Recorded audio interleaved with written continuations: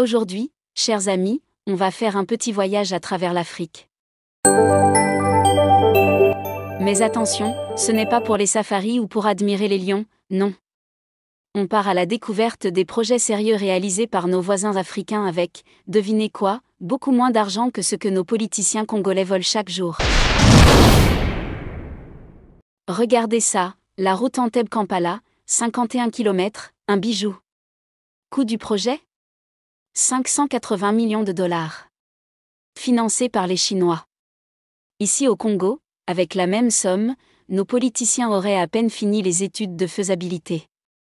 Et encore, si elles commencent. Le projet de liaison entre Kampala et Entebbe réalisé par la Chine concerne principalement une autoroute à péage, plutôt qu'une ligne ferroviaire. Cette autoroute, connue sous le nom des autoroutes Kampala-Entebbe, est une voie rapide à 4 voies qui relie l'aéroport international d'Entebbe à la capitale, Kampala. Les travaux de construction ont débuté en 2012 et se sont achevés en juin 2018.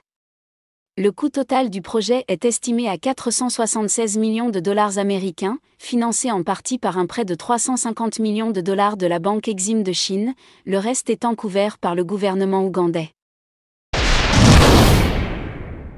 L'Ouganda, parassasié de bonnes routes, a même proposé de connecter nos deux pays avec des axes routiers stratégiques pour seulement 334 millions de dollars. Oui, vous avez bien entendu, 334 millions. Pendant ce temps-là, au Congo, cette somme, c'est juste le budget de la célébration d'un anniversaire de mariage d'un ministre. Partons maintenant au Zimbabwe. Avec juste 300 millions de dollars, ils montent une usine ultramoderne de lithium. Et chez nous ? Avec le cobalt, le coltan, le lithium, on devrait déjà avoir construit Wakanda depuis longtemps. Mais non, ici, avec 300 millions, on achète des véhicules de luxe et des voyages à Dubaï. Ancienne fonderie d'étain, hommes et femmes fouillent le sol à la recherche de la précieuse cassitérite. J'extrais la cassitérite après avoir lavé le gravier. Ensuite, je le vends aux négociants. Il m'arrive de gagner 15 000 francs CFA, ce qui me permet au moins de survivre avec mes enfants.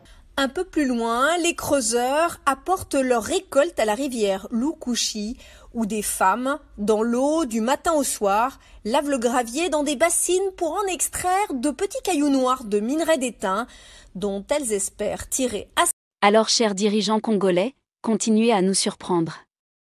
Pendant que nos voisins avancent, nous, on continue à être champions du monde des promesses. Bravo le Congo!